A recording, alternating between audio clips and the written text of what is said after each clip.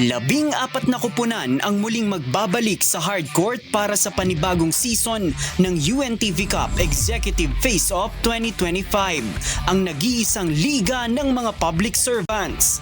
Kabilang dito ang Armed Forces of the Philippines, Bureau of Internal Revenue, Bureau of Jail Management and Penology, Department of Agriculture, Department of Justice, Executive Branch, Government Service Insurance System o GSIS, Judiciary, National Housing Authority, Office of the Ombudsman, Philippine Health Insurance Corporation o PhilHealth, Philippine National Police, Social Security System o SSS, at ang defending champion at three-peat championship contender na Senate.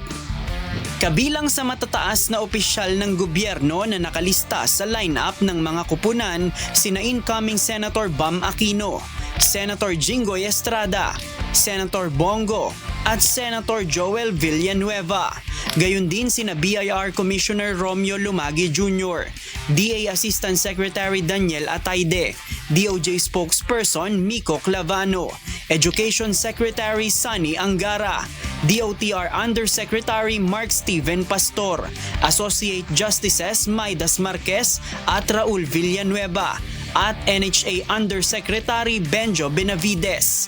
Mamayang 2:00 ng hapon nakatakda ang unang game para sa season opening na gagawin sa Amoranto Arena sa Quezon City.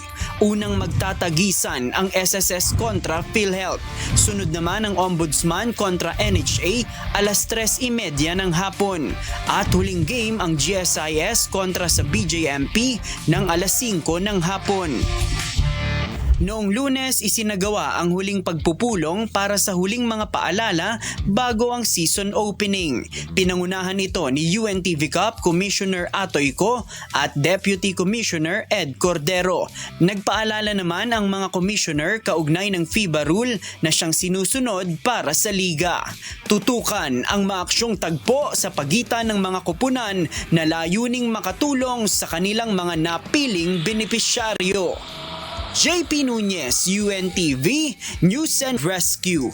Diyos ang aming sandigan, serbisyo publiko ang aming pinahahalagahan.